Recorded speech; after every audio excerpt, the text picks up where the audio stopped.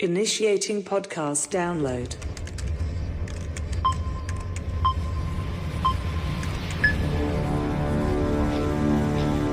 Prepare yourself.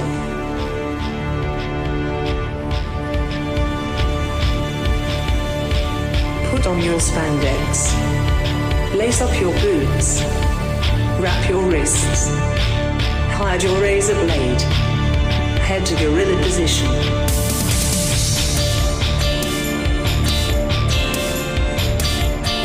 Grease up your hair. Apply baby oil. Okay, apply more baby oil. Get into gimmick. Keep your ears open and your mouth shut.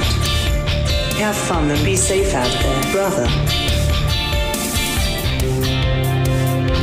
Welcome to Iron on Wrestling. Now your host, Gregory Iron. Hello again, everyone. Welcome to another edition of Iron on Wrestling with Gregory Iron. I'm your host, Gregory Iron, and this is episode 224. I'm not a whore. Welcome to the show. I used to be kind of a whore, but I probably shouldn't delve into that on the regular version of the podcast. That's what Patreon's for, which I'll talk about later. But good to see you again. And unfortunately, there will be no interruption today. Yes, it's only the second episode with video, and we have no Aaron. Why? Well, he's injured. He's had a torn ACL for like weeks and has been walking on it. And I don't know if you know anything about torn ACLs, but that is not good. So he may or may not be having surgery in the near future. They do not want him to walk anymore, probably for the best. So I don't know if we'll have him next week or what the deal is. Maybe we'll have to do some sort of Zoom deal. But today it's just me. But not just me, because we have a guest on today's show. Perhaps you can see my shirt. A while back, we had an interview with an IPW legend, Richie Rouge. But IPW was a promotion that came to notoriety years ago on the internet, probably about 15 years ago now. And it came to notoriety because of one man in particular. YIP. It's probably one of the toughest interviews I've ever had in my life. But I don't like when things aren't going my way. I'm not going to turn the tables in the wrong way. It's going to go right. Because today we have the icon, Jumpin Jeff Farmer. I found him. Took me a while to convince him to do a podcast, but he did it. He's going to talk about how he got into the business, some of the notable people that he has run into in his journey, some of the things that he remembers, some of the things that he doesn't remember because of an accident that occurred. But in general, traveling the roads, how that promo with Motley Cruz came to be, and some other stuff that we delve into with the interview. It's insightful, it's fun, and who knows, we might go full force. I can't guarantee anything, but one thing I can guarantee is that we're on video now. So if you haven't subscribed to us on YouTube, you should, at Iron on Wrestling. Make sure you like below, leave a comment. Is that what the kids do? I don't know. I think so. You can get an extended version of this video and a bunch of other videos that we'll be adding in the near future, along with bonus audio from the past and I'm sure more audio to come over at patreon.com/irononwrestling, where you get a buttload of bonus content starting at $3. That's how you get the audio. But if you want the video that we're supplying now, it's going to be $5, which is the same amount that it would cost to get an alpaca to sniff your mustache. So just throwing that out there. But don't spend the $5 on that. Spend it right over here on Patreon at Iron on Wrestling. There's a bunch of other tiers you can sign up for, including the $9 tier, which you could get involved in the Zoom chat, which we do once a month, which I think I might be doing sometime this week. I'll let you guys know for sure. Sign up on Patreon. More and more tiers you can sign up for, where you can podcast in studio with me, get packages in the mail. It's a good time. How could you not want to be in studio with me? In fact, I've got someone in studio with me right now. Ladies and gentlemen, we wanted to introduce him formally last week, but we couldn't because, well, his mic wasn't working. We fixed that now. Guys, welcome to the show, Shawn Flash Robbins. Hi, Shawn. Hello. Good to see you. It's good to see you. You having fun? Oh, yeah. It's a blast. So of all the podcasts that I've done, this is one of them. Shawn, if you had to describe yourself really quickly in a Tinder bio to the listening audience, how would you describe yourself? Hold on. I'll see what I have on Threads. Okay. And then I'm going to read that. That's not the same as Tinder. No, I don't have that. But they both start with a T. You have a wife now. That's true. Did you meet her on a dating app? Did I beat her on a dating app? You didn't. I did not. I said meet. Neither of those things. No, we worked together. Oh, okay. Yes. Did you have to experiment with dating apps at any point? Because I never have. Really? Never once? Nope. I mean, I'm not I don't think badly of people who have. Sure. But I always just get lucky, I guess. Meet people in the real world, you know. Yeah. What kind of monster are you? I guess normally it was actually bad luck, though. Yeah. Except for the last time. But, you know. Yeah. Well, you never know. It could turn into bad luck. Here's what my bio would be. Okay. Okay. He, him. Okay. Pronouns, pal. Once spent time on a boat. Okay. Has eaten several types of exotic fruit. Okay. I lost it. Hold on. Oh, boy. Okay. Exotic fruit. Often seen wearing pants or shorts. Okay. Hates the human foot. Yeah, I'm not a fan of the feet. They're sick. They're really gross. Actually, you know what? I was hanging out with my girlfriend Hannah this weekend, and I love her so much that I was kind of I don't mind rubbing her feet a little bit. No, of course. I rub my wife's feet. But I love her so much that I almost kissed her foot, and I said, "Well, I got to draw a line somewhere." Yeah, right. It was just like one of those loving, and I was like, "Well, no, I'm not gonna kiss a fucking foot." No, it's a foot. Oh, disgusting. I'm glad you didn't. Well, I'm glad I didn't too. But I'm glad you're here, and I think you're going to add a lot to the show. Shawn has a very, very similar sense of humor as I do. In fact, your bio sounded very similar to something that I would write, so I could appreciate and respect that. I'm going to edit in a crowd applause right here. Okay. Thank you so much. Appreciate it. Yeah, we're going to have sounds going forward, right? Just random sound effects? Oh, yeah. Can I get a fart noise? Okay. There's a fart noise there, I think. Oh, yeah. I'm going to do 2 fart noises. So it's and then a squish sound. Oh, no. When you put your butt back down. Oh, God, that's horrible. Well, we're not going to take up too much of your time. We're trying to keep the podcast shorter, but if you do want the extended version of the podcast, you're going to want to go to Patreon. We're going to talk about some current wrestling events. Is there anything happening currently in the wrestling world that we could talk about on Patreon, Shawn? Well, yesterday, Adam Copeland, FKA Edge. Oh, I know him now. Debuted in All Elite Wrestling. Yeah, that is something that did happen. So I guess we'll talk about the debut of Edge and some of the other haps within the wrestling world. And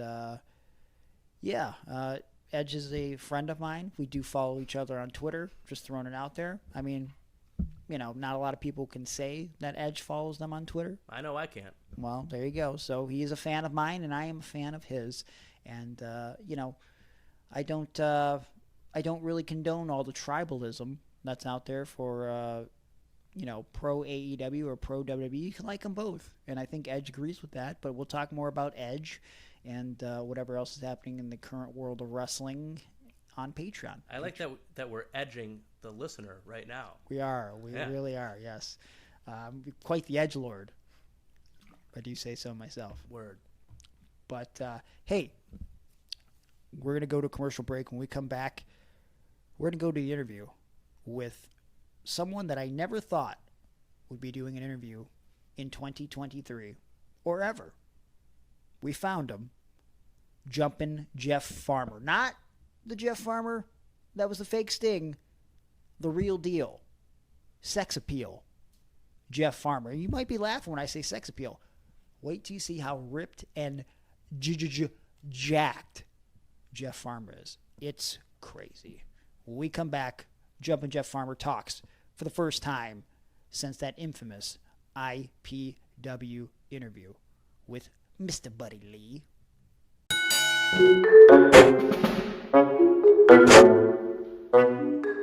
In professional wrestling, it takes 3 to tango.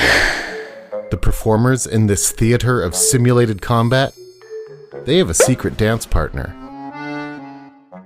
The referee. The referee is the magician's assistant. The referee. Sometimes invisible, sometimes exactly in the right place, and often way out of position. The foreign object. The ref didn't see it. Come on, referee, get your ass in there, you son of a bitch. Referee doesn't see it, doesn't count. I want to do that. I've always wanted to. Earlier we talked to Jumpin Jeff Farmer. Let's go now to that interview. Folks, there's Jumpin Jeff Farmer. Jeff, a while back, what a match you had with Motley. Yep. Probably the hardest match I ever had in my life. But I don't like it when things aren't going my way. Motley Cruz, you turn the tables on me. You turn the tables in a wrong way. You got me mad now. I've stood around. I've listened to everything you had to say. I did everything necessary. But when you turn around and you backstab me one way or another, and you cheat me out of what's rightfully mine, that's when I get angry. Now I'm the one doing the challenging. I'm issuing a challenge to you, Motley Cruz. Get in the ring with me. This time, I'm going full force. Jumpin Jeff Farmer. All right, guys, this is a big moment. I've been trying to track this gentleman down for a long time. We've exchanged messages over the last couple years, and now it's finally happening. It's coming to fruition. I have one of the most legendary figures in wrestling, especially when it comes to YouTube. Ladies and gentlemen, it's the one and only Jumpin Jeff Farmer. Jeff, how are you, my friend? Doing good, doing good. How has life been for you? Where are you living nowadays? I live in Como, Mississippi.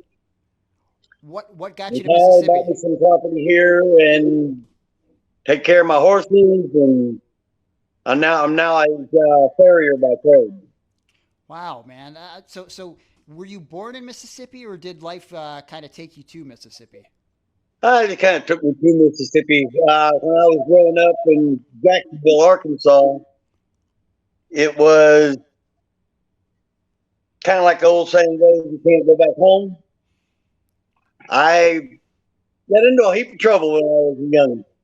Okay. And so Jacksonville really wasn't a good place for me. Luckily for me, my parents moved away from Jacksonville to here back in, I think it was like 98. And I had no reason to go back to Jacksonville. So it was a great place to grow up. I had a good time, but I also got into a lot of trouble. What kind of trouble are we talking about? You want to talk about it, Jeff? Yeah, you know, when you live in the same place for a long period of time, especially when you're young, you wind up making enemies and doing things that maybe you regret as time goes by.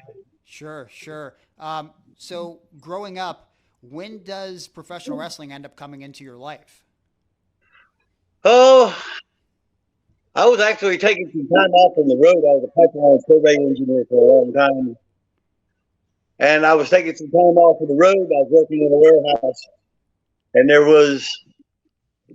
we always went over to one of the guys' houses after we got off from work and watched WWE Raw, when it was the war between Raw and WCW. And there was an ad in the paper, and my boss man at the warehouse said, hey, you need to try this out. You need to do this. So they were having I don't know what they would call it, recruiting session at the North Little Community Center. And I was the smallest one of them. I was about 165 pounds at the time. And the closest guy to me was a little over 200 pounds. And they were betting people against each other that weighed about the same. I ended up having to wrestle a fight that weighed about 200 pounds. And we were doing like 1 minute rounds, actually. Just like 1 round, 1 minute. Just so I could see what you had. And thanks to my speed and my agility, he couldn't even come close to holding me down or getting me down on the ground. And everybody said, man, you got the speed, you got the lift, you got what it takes. So I figured, what the heck, I'd give it a try. Now, this is just a rumor. Tell me if it's true or not. Is it true that you have a gymnast background? Is that why you had such great speed and agility? Yes, sir. Yes, sir. I was on the gymnastic team in high school. I placed third all around in the state, which, in all honesty, I should have had first, but I ripped my hand wide open on the rings, which was only the second event of the day. Oh, wow. And it hindered me through the rest of it. But no excuses, just do what you got to do. I kept on going. I wanted to get stitches in my hand right off the bat. And I said, no, I worked too hard and too long for this. I'm gonna stick it out. Yeah. So why didn't you end up doing more with the gymnast stuff? Well, back in those days, that was actually the very first year that the guys had gotten to compete in gymnastics. My senior year in high school. So, of course, had to go out and make a living and all that good stuff. And gymnastics wasn't a good for me. Sure. Well, but it's funny too, because then obviously the gymnast background helps for professional wrestling, but when you break into independent wrestling, there's not a lot of money to start there either, right? No, there definitely wasn't a whole lot of money back then. You're lucky if you got gas money. Yeah. But it was fun. You did what you love. When you ended up going into this tryout of sorts that you did, and you're doing these rounds and whatever, is that your first experience with wrestling? When do you end up learning to bump? Who's training you? What does that look like? When we were doing that, we were basically just doing amateur wrestling. We started off in an amateur position and all that good stuff, and just basically wanted to see your agility and if you knew anything about wrestling, period. But the guy who was doing the recruiting session out there, his name was Bill Ash, which I'm sure you've heard of Bill Ash, unfortunately passed on last year. And Bill saw me working on, while everybody else was wrestling, he saw me back there working on the gymnastics equipment that was back there in the back. And I had no idea who he was. He come walking over there across the yard like this and sitting there watching me, doing on the parallel bars and jumping on the trampoline and doing some floor exercise stuff,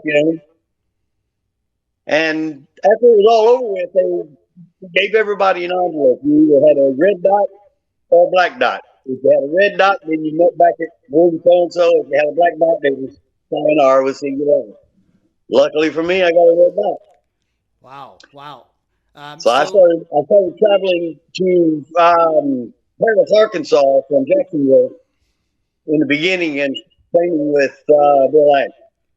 So did he charge you money for this, or what did that look like? Well, he didn't charge any money, but he said that after we were good enough that we got things started, that when we were wrestling, that it basically would work out. Yeah, he was beginning his little school and stuff like that at the time too. So. How many people were you training with at the time? What does your class look like?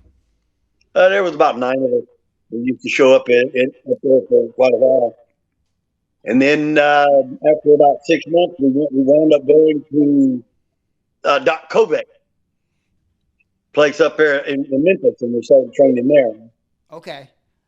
That was where I started. I met Motley Cruz, David Price was his real name. That's where I met him and several of the other guys. And, well, Doc Kovac was a very unique character. Yeah. IPW is what you're known for based off of YouTube. Do you know anything about your YouTube infamy? In all honesty, I did not know anything about it. I'm going to the gym one day here not too long ago, and all of a sudden people start saying, "Hey, Jumpin' Jeff," and I'm like, "What the hell?" Yeah. You know, how did you know about that? You know. Yeah. Yeah. And we come to find out that the video was online and all this good stuff. And it was pretty surprising to me. So I'll circle back to that in a second. So obviously you were probably traveling the roads before IPW became a thing, or was the TV show something that you sort of jumped right into? We did some TV shows and stuff, but because I had to make a living, and we weren't making enough money then. And I was a engineer by trade, so I went back on the road and was working on pipelines for a lot of years. But while I was working on pipelines, I was keeping up with some of my old buddies and stuff like that. And I got very lucky and made friends with Lanny Poffo. And he wound up getting me a good bit of work while I was traveling around. So I did a lot of traveling up north and worked with several different organizations. I never had a contract with any organization or anything, but I was always the guest performer there. What year did you meet Lanny? That's incredible. Obviously, Lanny unfortunately just passed not too long ago, but like you guys, I would imagine you would both have like a similar style because he had a gymnast type background as well. Yeah, he was a whole lot bigger than I was, and he almost broke my arm twice. I landed on him. Really? And we ended up laying on the darn mat laughing for 5 minutes. It was all because I tried to get up when I was supposed to lay flat. Jesus. And we laid there on the dirt floor. He was going, we were sitting there, we were laughing so hard our thighs were hurting by the time it was over with. It was like a big joke. Yeah. And then he introduced me to Randy, and Randy got me a lot of work. Randy thought he actually compared me to Ricky the Dragon Steamboat one time. Really? He said, "You sell like Ricky the Dragon Steamboat." He said, "One of the best sellers in the business, period." And that was real honest to me right there. That's amazing. You know, you always hear these stories about Macho Man Randy Savage, and often they say that he was quite the character. So obviously that's a high compliment for him to tell you that you sell like Ricky the Dragon Steamboat. But like anytime Randy Poffo gives you a compliment, then it's definitely an honor. No doubt about it. Hell yeah. So do you have more stories about Randy Savage or Lanny? Bits and pieces, unfortunately, because of all of my concussions and stuff over the years. Yeah. I've lost an awful lot of my recall from way back then. I have heard some stories from other friends of mine in the business that told me some of the stuff that we did. So everybody likes to go out and party after a match. And we were in Duluth, Minnesota, and we walked in to a bar called the Airport Inn, I believe. Okay. We walked in there, and I knew I had been going in there already for a little while, and I knew one of the waitresses. She came running over there. "Hey, yeah!" Jumped up into my arms, wrapped her legs around me, and he's standing there looking at me going, "Give me an elbow." Intro. Wow. So we were trying to find a table. There was about 7 of us, but there wasn't enough tables left in there. Randy starts running around the room looking around. Next thing you know, he picks up a little round table about 15 big, comes running through the crowd. That's awesome. Everybody does stupid stuff, and you go out and have fun. Yeah, absolutely. So this is before IPW or after? This was after IPW. This was about 80, probably about 88. Okay. So IPW was back in the mid 80s. Yeah. So that's something that intrigues me about the IPW story. I want to know how you remember it coming together, but from what I've gathered, so here's the bits and pieces that I found online, and then here's what I was told by someone that you might remember, Richie Rouge. The copyrights at the end of the TV show that are on YouTube is 1994. And I remember when I saw it for the first time thinking to myself, it doesn't look like it's from 1994. That was the stuff in there of me in there are from like 84 and 85. Okay, it's so that's what intrigues me. It's like, why was this being re-aired in 94 to where that was the copyright? And Richie seems to think that it was somewhere in the late 80s, and then the shows didn't air until 90 or 91. So what do you remember about IPW coming together? I know it's just something that Bill Ash got on the TV, but do you remember anything about trying to secure local TV deals for that? Roughly the year it started, you said like maybe 84, 85? Well, I wasn't involved in any of the business aspect of it, of course. I was a performer, so but I don't remember the guy's name that was partners with Bill. That he had tried to start his own little organization in the Memphis area, and him and Bill came together and started working together. Actually took me and a couple of other guys to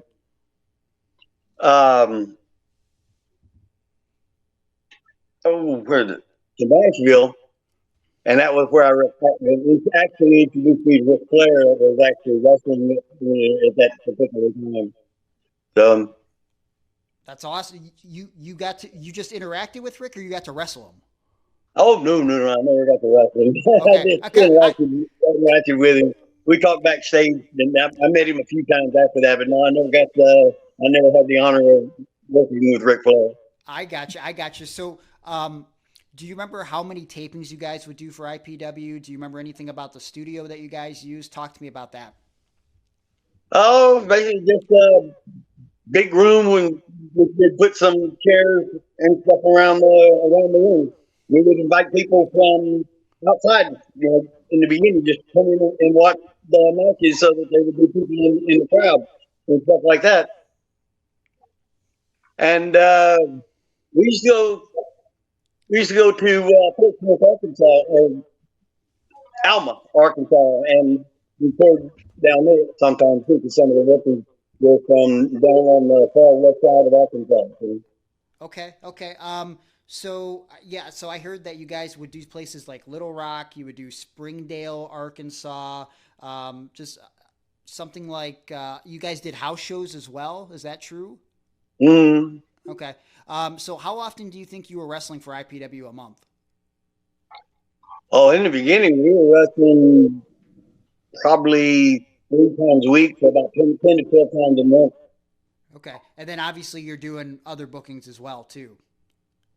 Back then I didn't. No, back then I didn't. I was trying to see if we could get things going there before I kind of tried to branch out.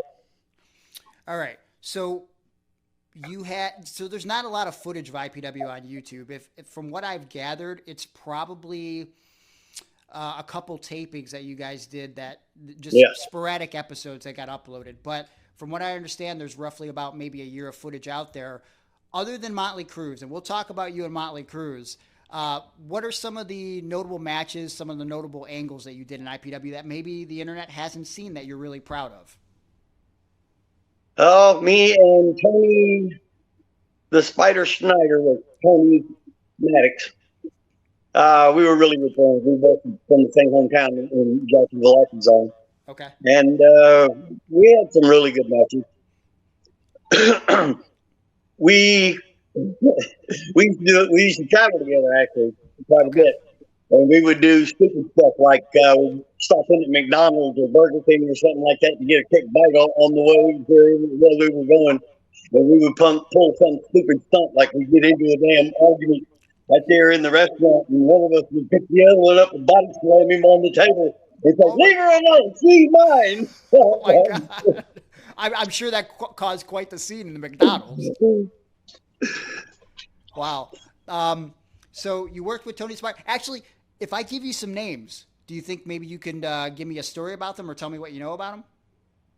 If I can remember, yeah. All right.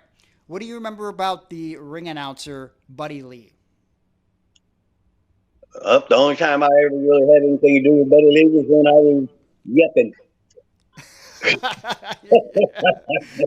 I heard he was taller than most of the guys there, 6'4" or something. Oh, he was very tall, yes. Beard, mustache, I believe. When you do your promo with Buddy Lee, is there any talking between the two of you about what you're going to say or do, or is that just what happened with the promo? No, that was just what happened with the promo. I was just a young, dumb, 24-year-old kid that trying to act tough. I wasn't very damn good at it. I did most of my talking in the ring. Sure. That southern accent of mine just kind of flowed through the whole darn thing.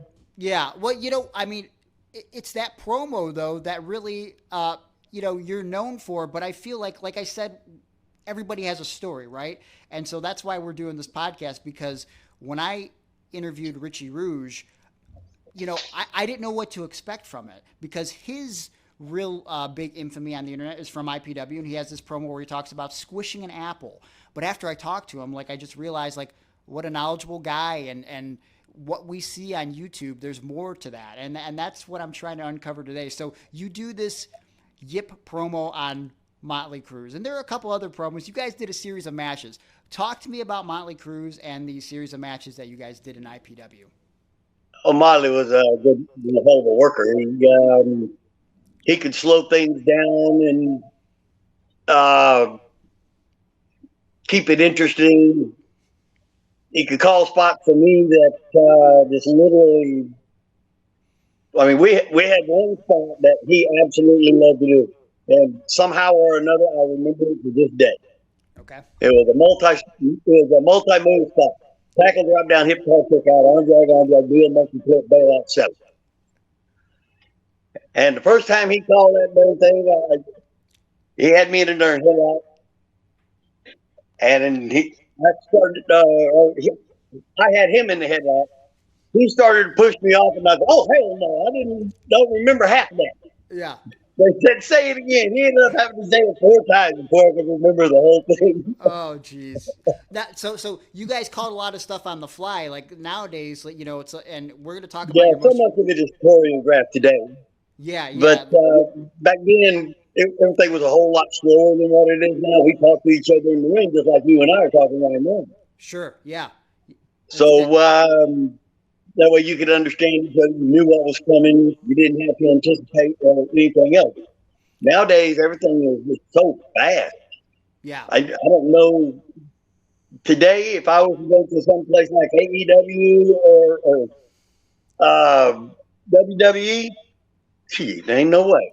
Do you follow the current product? Oh, yeah. I watch WWE all the time, AEW, stuff like that. Just keeping up with people's gimmicks and seeing what some of the new guys are doing and some of these phenomenal moves that they're doing these days.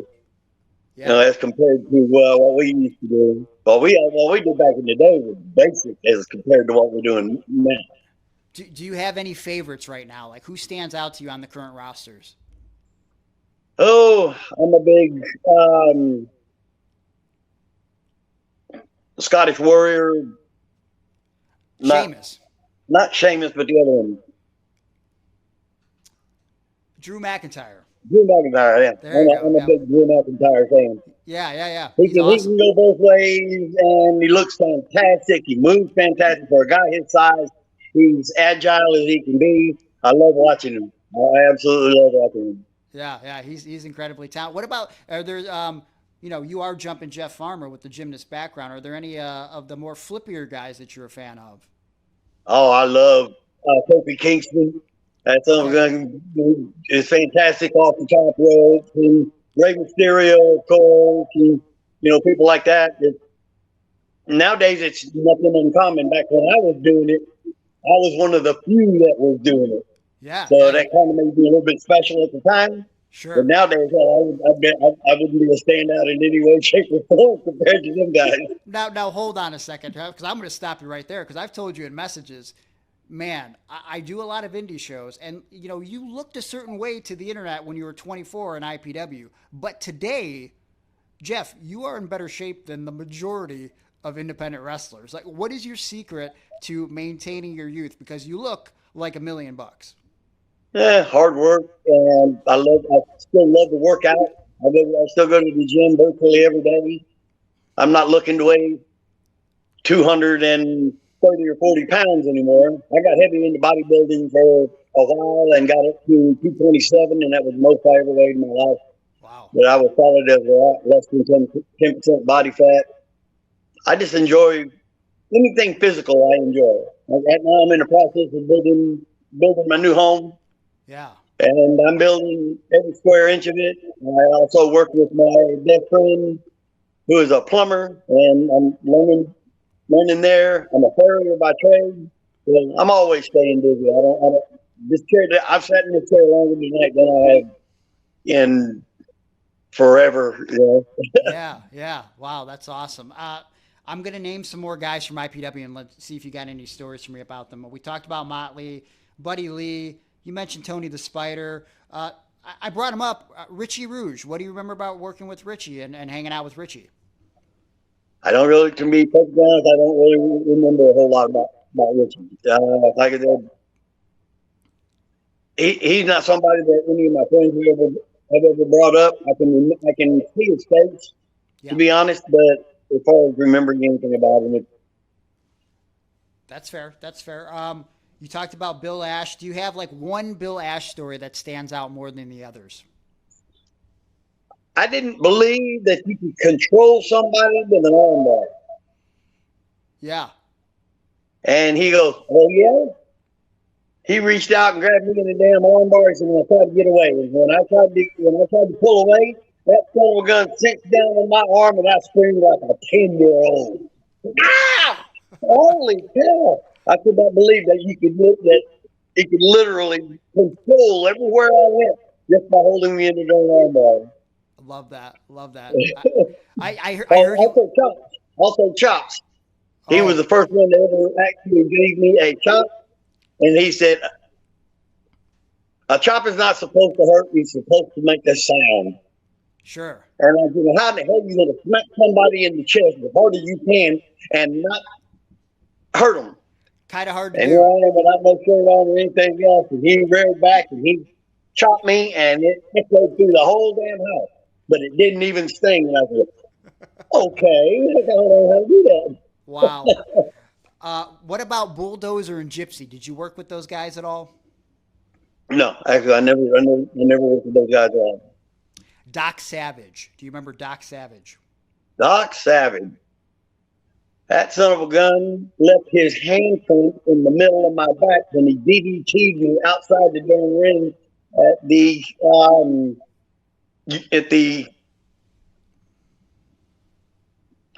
real famous hotel that we were wrestling at, was the amphitheater in Memphis. I can't remember what it was called. So my mother came out of the crowd when he DDT'd me there on the concrete floor and tried to go after him, and luckily security got her before she got anywhere. Oh boy! Was your mom smartened up to it, or did she just kind of get lost in the? Yeah, they just pissed her off that he did it out there on the concrete floor. Yeah, she was smart when it came to the wrestling, so it wasn't like anything really surprised me. That took her off. When IPW closed its doors, what does your wrestling life look like after that? Like, how long did you wrestle after that? My last match was in '99, actually. Wow. But I was traveling all over the country working on pipelines. I was a pipeline survey engineer. And I was traveling all over the north, especially working on pipelines. And like I said, I kept in touch with some of my wrestling buddies. And when I was going to be within 100 or 200 miles of where somebody was going to be throwing a show, I would go work with them. You're known for the promo on the internet, but if you wanted to be known for something during that time as Jumpin Jeff Farmer that people haven't seen, someone you worked with, something you did, what would you want people to know about Jumpin Jeff Farmer and his career as a wrestler?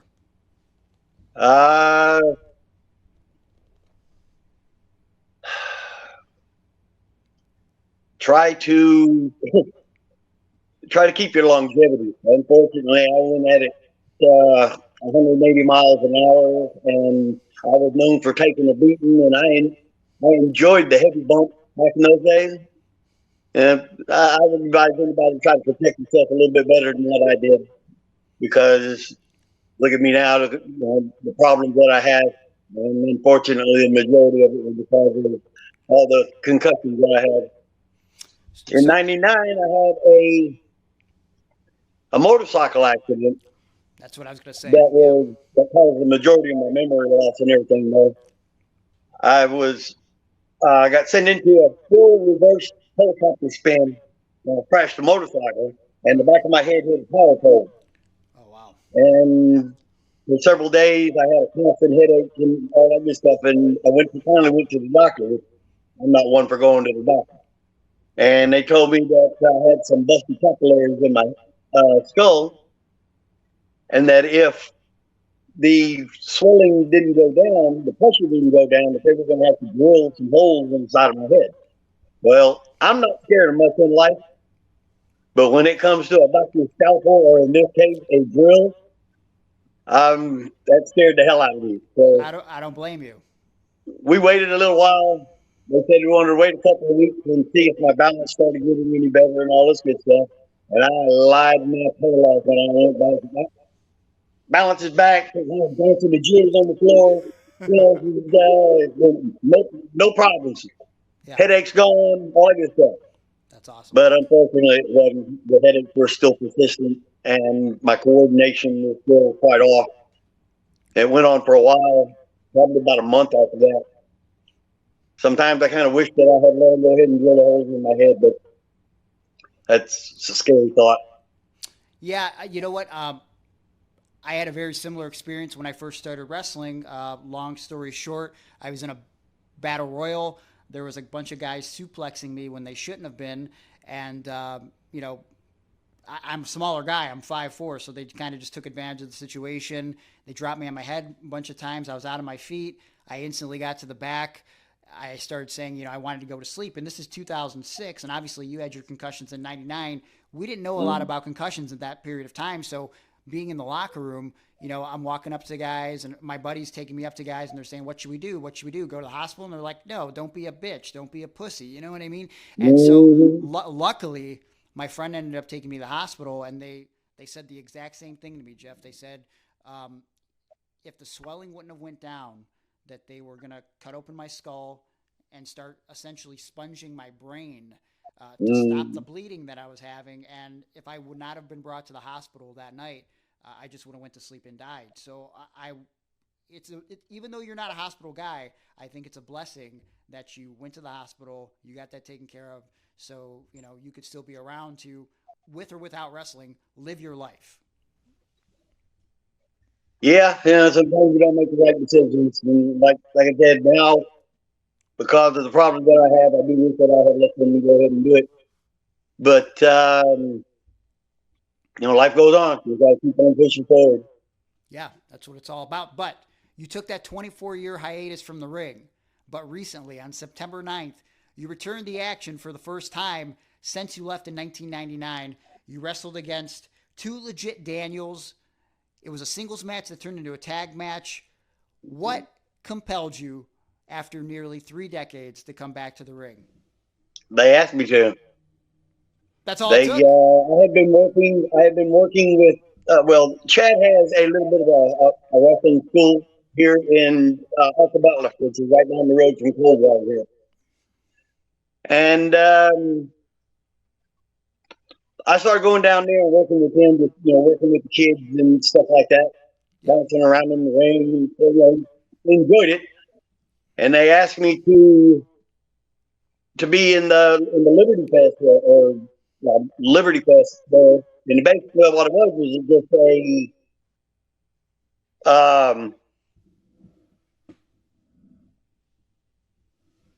were trying to raise money for the Lewisburg High School band, the benefit is what it was. They asked me to do it. At first, I told them I was going to come and pick a mine. I'm 63 damn years old. I said, the last thing I need to do is get back in the ring. Sure. They asked me a couple other times, and I said, all right, well, here's the deal. I said, I can't afford to get hurt. I'm 63. I don't heal as fast as I used to, and all this good stuff. So I said, the only way I'm going to do this is if I get to work with somebody I trust. And Justin and I had worked together teaching the kids moves and stuff like that. Been, for quite a while already. When I trusted him, he knew what I knew how to do and what I could take and everything else. Then so said, what the heck? Might as well try it. And when we got the ring set up at about 10:30 in the morning, my knees were shaking all day long. Yeah. And then Andy comes in there and he's like, "Hey, Jeff, y'all on deck." So I walked out into the hallway, walked up close to the entrance. I was scared to death. Yeah. Then all of a sudden, the very first beat of my music that came on, all the jitters went away. It was awesome. I walked around that corner and I looked at the crowd. I was like, "I'm back, baby. I'm back." Yeah, that's awesome, man. Well, listen, I watched this match, and I got to say, for someone that was afraid to get hurt, you were doing some pretty crazy things. You were bumping in there, and I was thoroughly impressed when not only you did the cactus clothesline over the top rope, but you went along with it. I mean, I was like, Jeff, what are you doing, man? You're crazy. You're a wild man. Hey, you got to go with the flow. Got to go with the flow. And that, I've never been afraid to hit the floor. Never. The only thing I'm afraid of nowadays is doing flips. Yeah, there you go. Yeah. So now with this return back to the ring, you had that itch. Is the itch scratched or is there? Unfortunately, no. No? I'm going to do it again. I'm going to do it again a few more times. You're going to do it again? Hey, listen, hold on. Jeff, I've been messaging you about this for a while. I think that you could probably take this on the road if you really wanted to, because there's a lot of interest in Jumpin Jeff Farmer.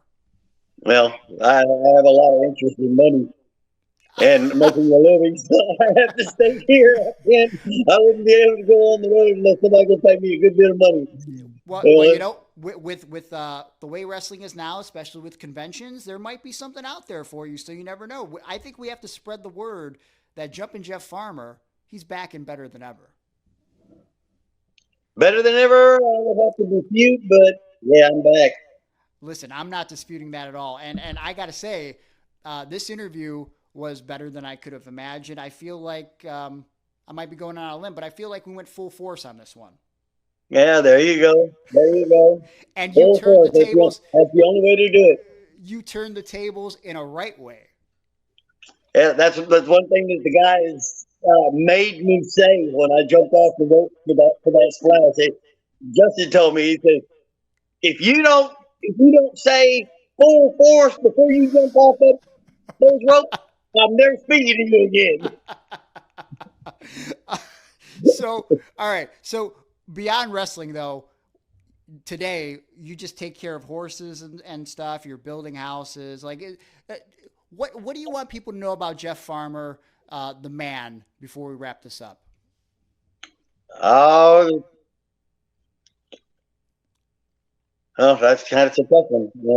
Everybody wants to leave a legacy, but my interest is just people knowing that the things I've done that I've enjoyed, I did for them in the ring. I enjoyed performing and just had a blast.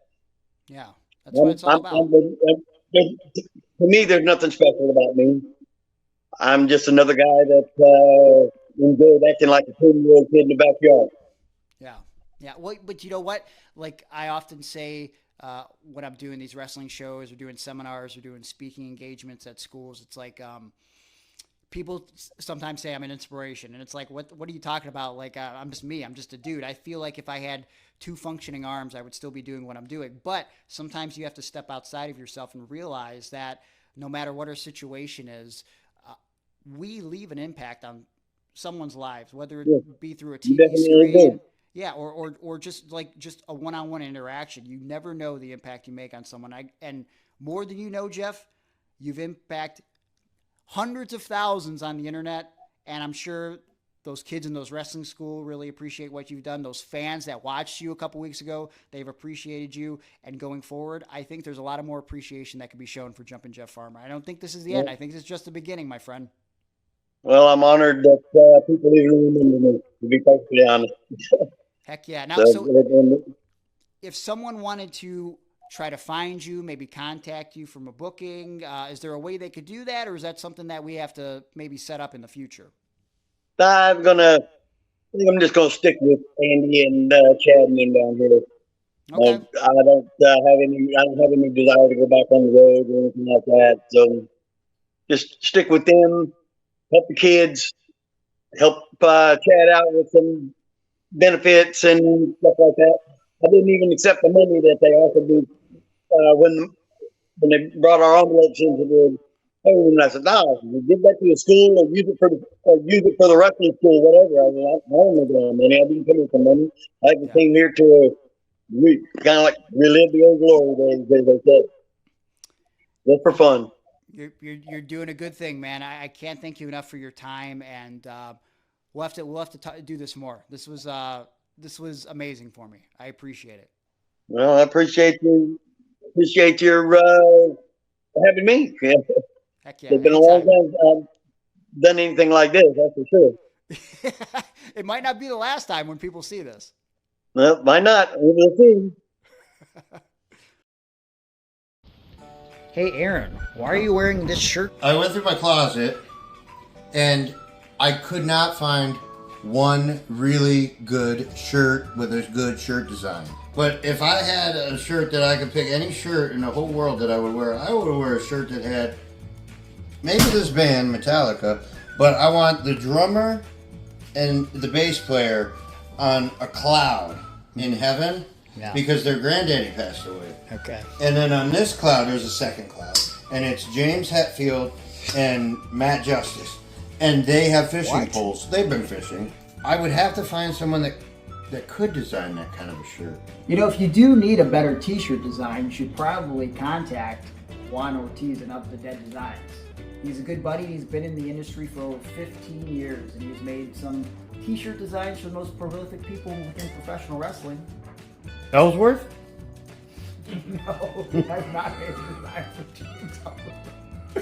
But he has made designs for Hulk Hogan, Ric Flair, Seth Rollins, Undertaker. He's even made shirts and stuff for Iron on Wrestling. Check out this sweet logo. Hey, Shawn, edit in that picture of our new logo with Aaron and myself on clouds with fishing poles. If you need a t-shirt design, a logo for your small business or your big business, or if you want to win over a girl, I've never done that before. If you mention Iron on Wrestling sent you, and you follow his new social media at Of the Dead Designs on Instagram, he's going to knock off $20 in his already cheap prices. Go to Of the Dead Designs on Instagram. Weebly.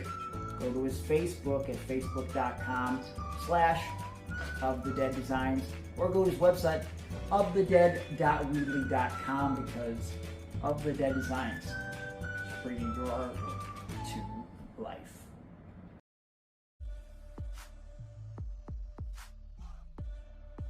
Sack. Hello. Dude, they work on guy.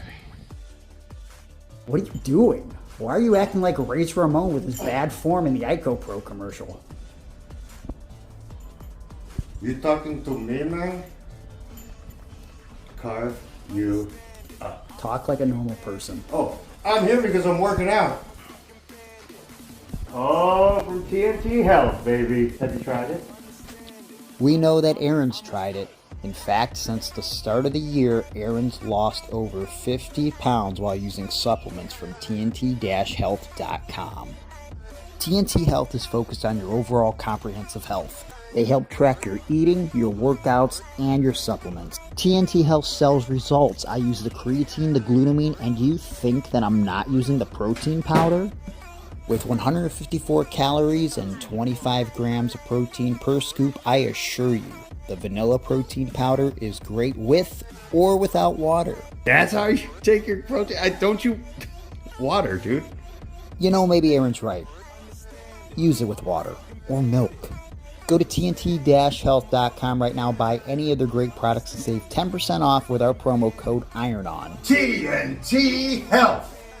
Your health today, not tomorrow. Yep. That was the interview with Jumpin Jeff Farmer. I can't thank him enough for his time. I thanked him multiple times during the interview. I can't believe it's a real thing that happened.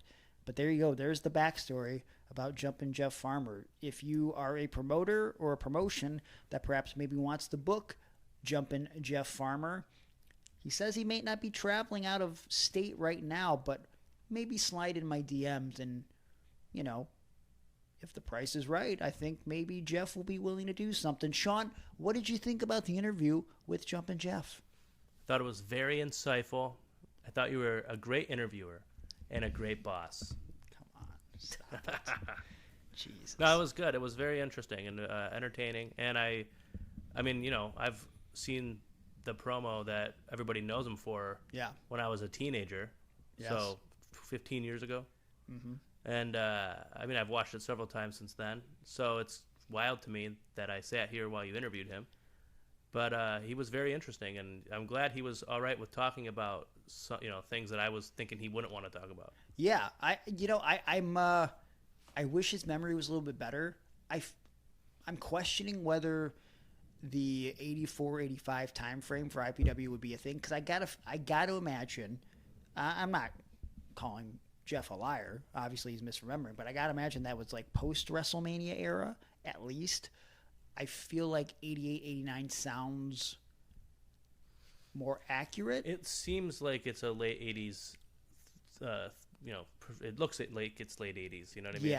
Yeah, but there's also a lot of inaccuracies that have yet to be explained. I mean, we did talk to the production company behind IPW, Ozark Productions, a while back. Probably don't even, maybe I don't remember them telling me why there was the 1994 copyright on there, but there's got to be a reasoning behind it. Maybe I have to listen back to my old interview with them, but also it would be nice to get a hold of some of that footage and see what is out there. What more could we see from Jumpin Jeff Farmer and the good folks at IPW? What a weird time. Yeah. But I don't know. No, go ahead. You want to say something? I was replacing my with yip. Okay, that makes more sense. Yeah. But if you want to contact Jeff Farmer, let me know. Perhaps we can work something out, because he's just he's a recluse when it comes to doing stuff on the internet. Setting up this video interview was difficult. Thank God Shawn knew that we could record on Facebook video, because I tried to have him download Zoom, and that was not a thing that was happening. So, we made it happen, and hopefully you guys enjoyed the show. There's going to be more to come in the near future. We're also going to be doing separate videos away from the regular video going forward. Those will be available to you first and foremost over on patreon.com/ironwrestling. You'll probably get to see some behind the scenes footage as well. We did that for the 2 commercials that we shot for TNT Health, and for what was the other commercial we shot? What is our Juan Ortiz and Of the Dead Designs? Jeez, he's my good buddy. How could I forget about him? But yeah, we're to be doing a lot of behind the scenes stuff, and as time progresses, more and more videos will be available on the Patreon. We want to create cool, unique content for you guys. If there's something that you want to see Aaron and I talk about, let us know in the comments below. Send us a message, and we will try to perhaps, maybe, possibly, sort of create that content for you. I got some stuff in mind that I want to do that's in the pipe works, but give me some time here. We are growing. I mean, it's unbelievable that we're actually doing video. We got to thank Shawn for that. Can you cue in the applause again? All right. This man deserves applause for putting up with this show and putting up for me and Aaron. I mean, I think I deserve more applause for putting up with Aaron. But hey, send your best wishes to Aaron as well as he recovers, as he potentially goes through surgery. He's not going to be working for a while, so I don't know if a GoFundMe is going to be a thing that we have to do or something. So, because, I mean, they're saying right now that it might be a 9 to 12 month recovery. So, yikes. Very scary situation. But what's not scary is the fact that we'll be back next week. Never fear, Iron on Wrestling is here on YouTube or wherever you download podcasts. So make sure you subscribe wherever you're listening. Leave a 5-star review. It creates visibility for the podcast. And hey, if you want to follow Iron on Wrestling on social media, find us at Iron on Wrestling on Facebook, Twitter, or X, whatever the heck you want to call it, and Instagram. You can find me on social media. I'm Gregory Iron on Twitter or X. Instagram, Gregory_Iron. Facebook.com/TheHandicappedHero. You can buy my shirts at ProWrestlingTees.com/Gregory Iron, where you got my shirts, Aaron's shirts, Iron on Wrestling shirts, a plethora of shirts that you could choose from, many that will never be printed again. So check it out. You can also find me on Cameo. I'll give you a video shout out of some sort. That's what I do there. Halloween's around the corner. Perhaps maybe I could scare someone for you. I don't know. Whatever the kids want you to do on Cameo, I'll do within reason. I mean, I'm not going to say any like racial things or anything, or I'm not going to talk about shysters. Yeah, I don't think you should do any racist jokes anymore. I don't do them in general. How dare you? If you want to book me for pro wrestling, motivational speaking, and or seminars, you can contact me on any of those social media platforms. In fact, I am doing a speaking engagement this Friday at Kalahari for the Synergy Company, and it's going to be great. About 900 people are going to be there. Family, friends, and members of the developmentally disabled community. So I'm very looking forward to that speaking engagement. And yeah, I don't know. I'll be around. I'll be around next week. And until then, be safe, be kind, or don't be kind. I don't know. It depends on who you're dealing with. But make sure you come back, because this is where it's at. Iron on Wrestling. Until then, Shawn, can I give you a sweet, succulent, hearty kiss goodbye? You may. Is your wife going to be upset? No, but Aaron might. Well, he's not here, so what Aaron doesn't know won't hurt him. Okay. That's good.